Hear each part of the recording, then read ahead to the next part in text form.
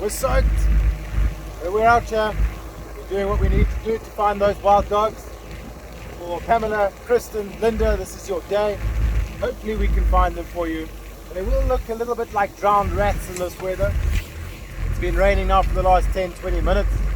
And myself and Britt are a little bit wet, but it's alright. Good morning everybody, welcome to Tula Sofa Safari. My name's Luke and I'm taking you out this morning. Come get wet with us.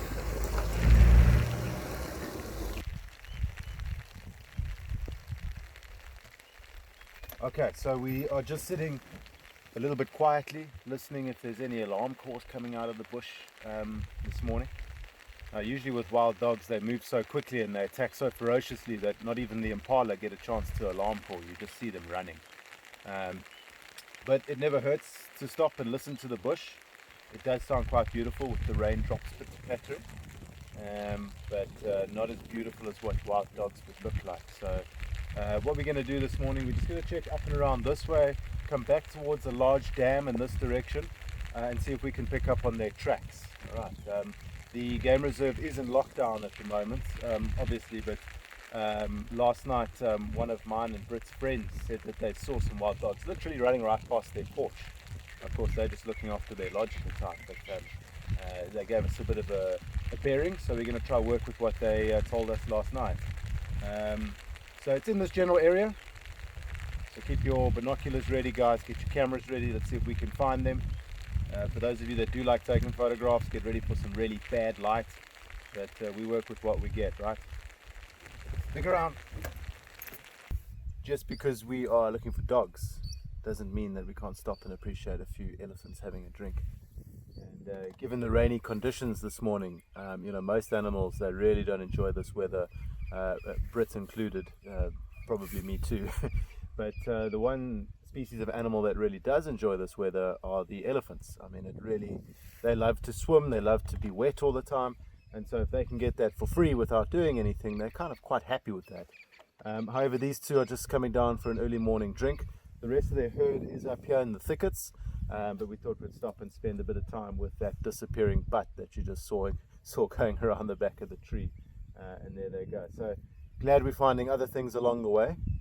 Hopefully the puppies, African wild dogs that everyone would like to see, pop out. Pamela, Kristen, Linda, we are not forgetting about you. We know there's many people that want to see African wild dogs on Sofa Safari, so we are going to try our hardest this morning to show you, come rain or shine. Africa's a beautiful place, folks.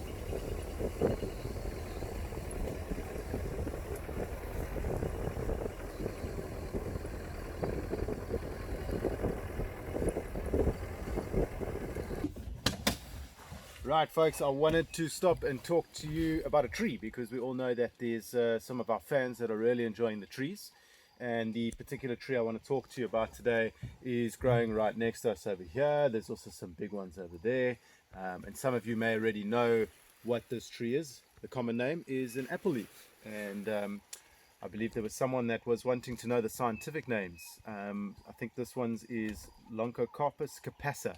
So yeah, but I think that name has changed recently, so I'll have to have a look and just get back to you. Sometimes the taxonomy behind these species does change from time to time as scientific study produces more and more evidence to go on. But it's called an apple leaf in layman's terms, and you often find them growing in these clumps like this. Now, I don't know if you guys remember when I spoke about the silver cluster leaf that myself and Britt ate a week or so ago. And I said that those silver cluster leaves also really enjoy underground water. They like to grow on seep lines. Now, the apple leaf doesn't grow on a seep line, but one of the best indicators of underground water is finding a thicket like this of apple leaves. And if you are in the process of building a lodge or maybe a camp, or if you're just trying to find very good groundwater, this is probably the best place to start drilling your borehole. They're very indicative of a large amount of underground water, and seeing this many in one place would probably give me pretty good grounds to say, cool, let's find some, let's dig a well here. However, the name apple leaf is quite a strange one. I mean, if I get one of these leaves off, sorry, the tree is evidently stronger than I am, But there we go. So if I get one of the leaves off and I bring it up, excuse my dirty hands, it's been raining. This is an old Land Rover and the steering wheel is slowly decaying as we drive. But he's good, don't worry about him. Anyway, so you can see the leaf. I mean, maybe it's the color of a Granny Smith apple. There's some people that claim that this smells like apple, and you know, it's kind of one of those things that's up in the air. But what I will say is, if I bring this a little bit closer, what you can do is say it sounds like you are eating an apple. So there we go. And when you smell it, I mean, some people have told me in the past, no, they smell apple. And I just don't get it. I mean, I smell a leaf, not really an apple. I wouldn't really eat it either. Yeah, maybe it tastes terrible. It's a tree that animals do not eat. Probably one of the least browsed upon trees. But yeah, a very pretty tree nonetheless. I mean, they can grow really big and they can grow in these thickets. So quite cool to come across a little grove of them. But yeah, let's carry on looking for some wildlife. For everyone, the apple leaf. All right, or Loncocarpus capassa. All right, so that beautiful sky accentuates the beautiful bird. What a lot of people don't think is a beautiful bird, but actually is. It's a white-backed vulture sitting there. There's two of them. One just hidden a little bit on the left, and then one in perfect sight on the right-hand side. This is the most common species of vulture that we find out here, the white-backed vulture. The other species we get are things like hooded vultures, lappet-faced vultures, and in this area, although lappet-faced are very scarce, we don't see them too often. It's very exciting when they come down. A lappet-faced vulture is huge. I mean, they stand probably a meter or more in height.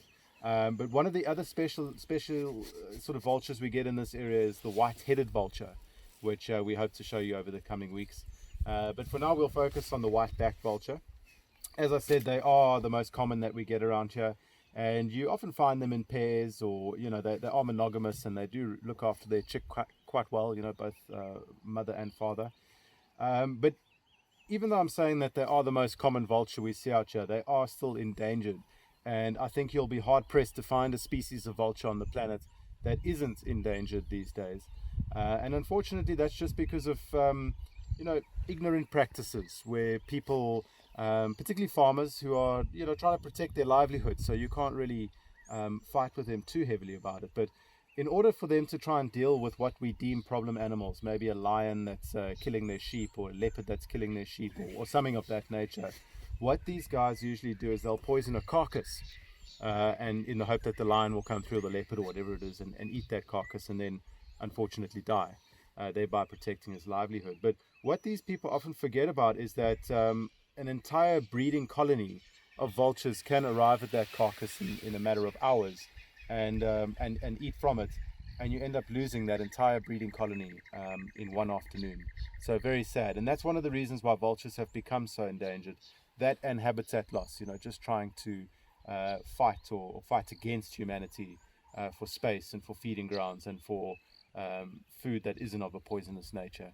So yeah, stop and give the vultures a bit of thought, guys. They are very pretty birds. They look a little bit gnarly, a little bit radical, but they do a great job. They clean up the bush. They get rid of all the old decaying meat and carrion that might produce other zoonotic diseases.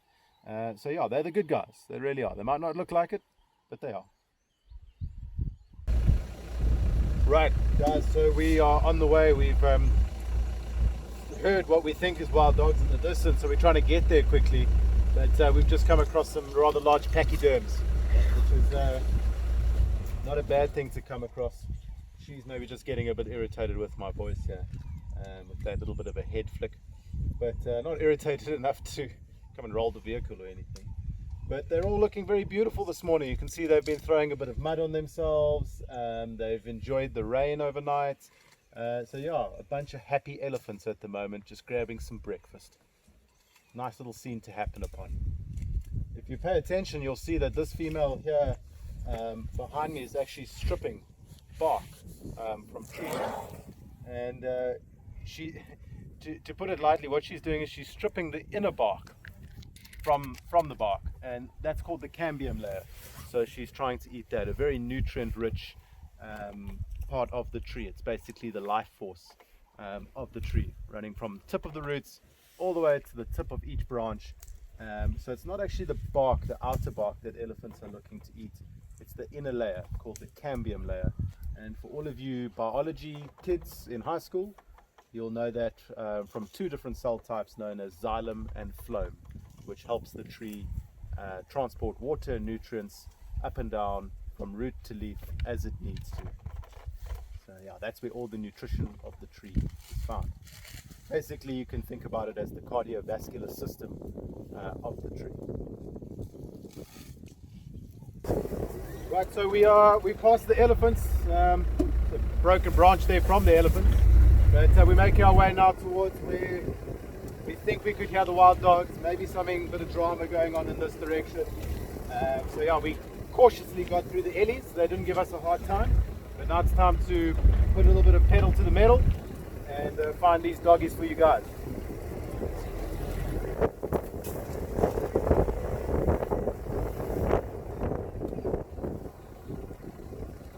Right guys, so there we go. Got some hyenas cruising up the road.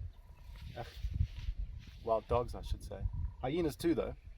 And as I said, hyenas love to follow wild dogs. It's a meal ticket. But let's focus on the wild dogs. They love using this tar road that runs all the way through the APNR, which is a big conglomerate of private nature reserves. So it's a very, very big area, and because it's so big, I mean, it services, this road in particular services 4 or 5 different game reserves. So it's a very worthwhile feature for us. This is not a main road of South Africa, right? But because it is a tar road, the dogs love to use it. They use it as a very good hunting tool. You know, it's nice and easy for them to run along. It's a good vantage point to see deep into the bush and far, you know, off into the views. So we very often find wild dogs going up and down this road. It's a little bit of a cheat, really. So this morning, this is where they are, cruising up.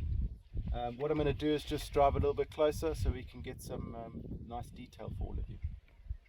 Cool, so we have found one of Africa's most endangered and rare predators that you can hope to see on safari, the African wild dog, also known as a painted wolf. They're just moving out onto an airstrip here, so we're going to go around and see if we can get a better view of them. Hopefully we can stick around with them all morning. Maybe they'll make a kill, maybe we'll get some hyena wild dog into action. Let's see what happens, folks. So the dogs are just going up the airstrip at the moment. They're heading straight towards some zebra there, but there's also some impala in the background. So let's see. Brit's getting the shot. Look at how serious she looks back there. But yeah, let's get you a little bit closer and see what happens.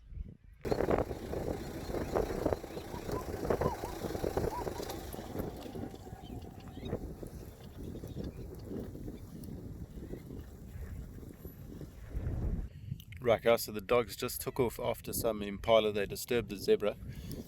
You may have heard the zebra calling in the background there. But yeah, no such luck. They've all just come to a stop here again and weighing up the options. So yeah, they're looking hungry, and hopefully they come right this morning. I'm sure behind us we still have the hyenas coming down. No, they seem to have lost the hyenas for now. But yeah, big pack of beautiful dogs. Alright guys, so we've been keeping up with these dogs as they move up and down the airstrip. As I said a bit earlier, they did try and go for some impala, but that was a bit of a failed attempt. The zebra got a bit miffed with that as well and took off into the distance. So the dogs are now coming back up towards that main tar road that we spoke about a bit earlier. Probably going to use it as a bit of a highway, just like we would. And maybe carry on moving, looking for another hunting opportunity.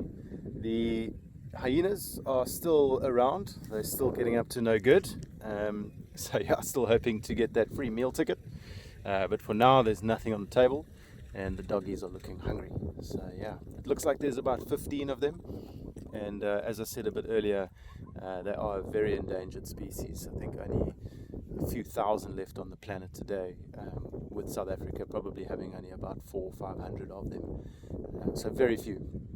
Of course, that number does fluctuate during the puppy season or the breeding season quite highly, but not a lot of those puppies make it through to adulthood. But yeah, there they go. Let's see if we can catch up with them on the other side of this thicket and stick with them for a little bit longer. Right guys, they're back on the tar road. As you can see, classic wild dogs in this area, they love it. So yeah, what they do is they run up and down the tar road and they just look for good hunting opportunities. As the day goes on, they will definitely leave the road though and probably find a good place to sleep a bit later on. But it's still nice and cool. It's been raining, so they are running at peak efficiency at the moment. They're not overheating, so it's a good time for hunting.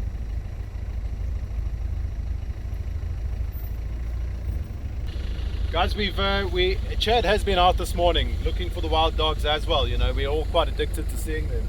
So what we decided, in order to try and minimize vehicle impact, is the old Ginger Ninja has joined us. He's on board at the back. He's got his bazookas with him. Some good photos for you all. Hello. We have wild dogs at last. So the dogs just went for a warthog here in the bush, but they didn't come right, unfortunately. But they're hungry. They're hungry.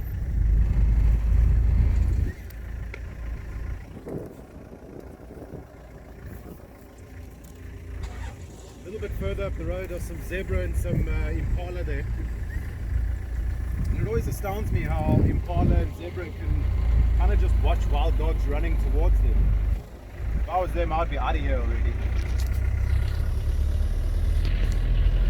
It's a great interaction to watch zebra and wild dogs. I mean, a zebra is not really on the menu for a wild dog. It's a bit too big, it's a bit too powerful.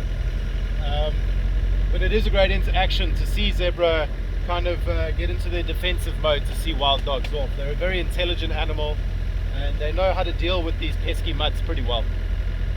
Unless of course there's a foal or baby zebra with them, it's not too much of a risk when a pack of wild dogs comes around. Over here there is a baby, but the dogs are moving on, they're moving on.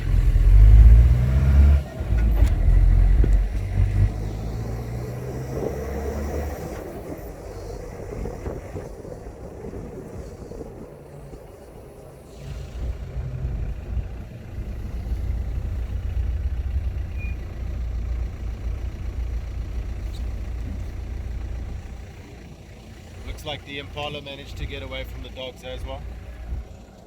Let's turn off and listen. Maybe they did indeed make a kill in there and they just, these guys are waiting for the signal that that's happened.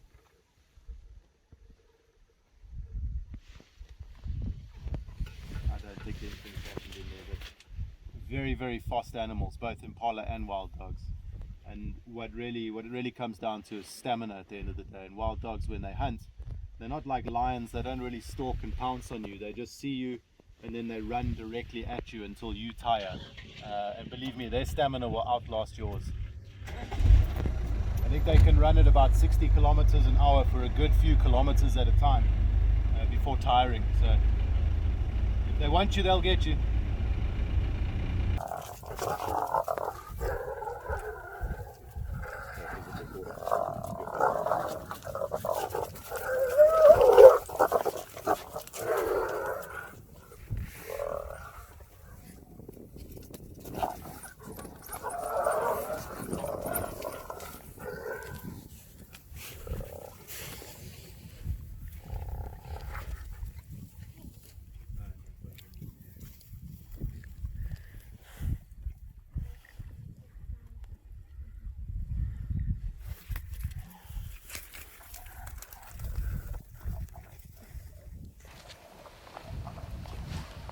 And that is what happens when hyenas get a bit too close to wild dogs. One of the best interactions that you can come across while on safari, which is great because this is usually what hyenas do to every other predator. So to see them getting a spoonful of their own medicine is quite hilarious from time to time. But shame, he got cornered. He was using our vehicle as a bit of a safety measure there. We had Chad hanging off the back of the vehicle trying to you know, capture the shot. What I did capture was the smell of it. Yeah, the smell of it. Yeah, shame. The hyena had a bit of an accident on the road. But so would I. We got the wild dogs. They're right here next to this hyena. They have already taught one of the hyenas a lesson. And this could explode. Here we go. Drama. You can see the hyenas, they're very cautious. They don't like, even though they're much bigger than a wild dog, they know that the wild dogs operate as a pack, as a family. So if you mess with one of them, you're going to get all of them. And here we go, a bit of drama. Now the hyena's very, very cautious, backs off from them. And there are about 5 or 6 hyenas following this pack, and you can see the wild dogs are not taking any of that nonsense. So yeah, here they all go, chasing one down the road there. And this they come.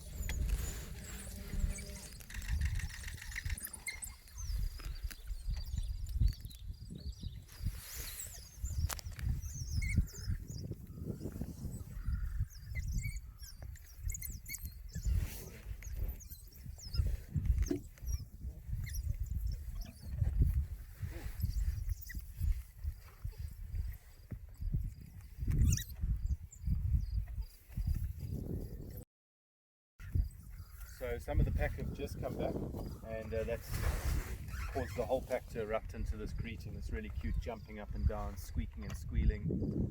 They're quite excited to be meeting up with the rest of the pack again.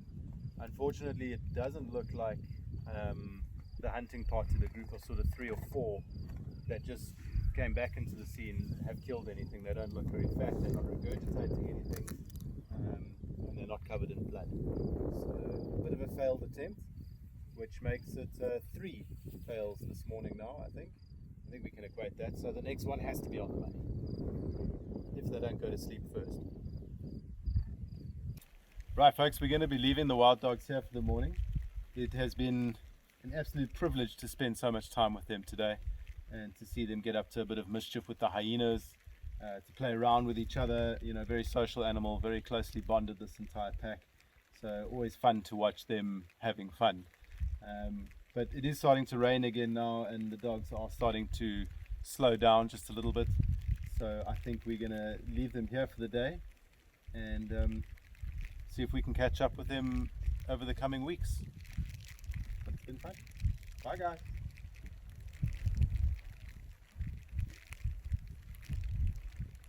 A little bit of stick play there in the road, just end things off. Just like your dog at home.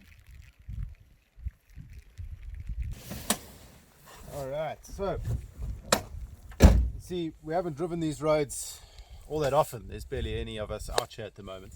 But you know, that's given the time, or given the elephants time, to do a little bit of gardening, and gardening they love. So this tree over here has been smashed by one of these pachyderms that's around. You can see it snapped the branch there. I don't know if you remember my video from a few days ago, where I said that elephants are actually usually trying to uproot a tree because they want to eat the roots. But on this occasion, that's failed again, as it so often does, and the tree's just snapped. And so what the elephants has done, it's come around and thought, well, cool, let me get to the canopy, and let me bring 2 branches. Actually, let me just bring that one there. And you know, they've cashed in on what they could get. I mean, they could have got this without destroying the tree, and unfortunately I don't think this tree will survive what's happened to it here. I mean, it's broken its trunk completely there, and if you remember me talking a bit earlier, that would have broken that cambium layer. All right, and that's the cardiovascular system of the tree. So this is a knobthorn acacia, and restricts for one male line from reflection. let me just turn Chad down a little bit while he tells me about a male line track. But this is a knobthorn acacia that the elephants have gone through for, and we can tell that by these thorns and the leaves and so on, and obviously the tree being right there. And you can see that this branch has essentially gone through an elephant's mouth. All right, it was once covered in bark, just like it is over there, with the thorns. And what the elephant's done is it's snapped this off the tree. So it's used its tusk and its trunk at the same time to get the leverage, and just snaps it. And that's why they have tusks, and one of the reasons why they have a trunk. And once it's done that, it's popped this into the mouth and just grinded it between the teeth in an effort to try and peel that bark off. All right, just like that there. And if I bring that nice and close, you can see all that sort of yellowy green stuff there. That's the cambium layer. And as the tree matures, so if you look back at the tree there, you can see there's a fair bit of red coming through. So as the tree grows older, that cambium layer turns more red. But on these new shoots, these new branches, it's this yellow color. And that's what the elephant's trying to eat. It's full of nutrients. It's exactly what they're looking for. And unfortunately, that outer bark, although they consume it often as a byproduct, the outer bark has basically no nutrition to talk of. it's lignin. It's basically, yeah, worthless to the ellie. But it's this stuff that they want there, that nice moistureful, I know that's not a word, but it makes sense, layer. And that's sort of elephant candy, full of nutrition. And it's that layer there where you find xylem and phloem, like I said a bit earlier, those of you that like doing a bit of biology. And that's what the elephant's going for. But it's just incredible how they're able to grind that bark off of the heartwood, off of the actual branch, in order to access that layer. And that's why elephants' teeth are the way that they are. They're basically, if you can imagine, I'm going to pop that down, but if you can imagine elephants' teeth basically being like my fist, just big molars, big fused molars, one at the bottom, one there, and then the top, obviously.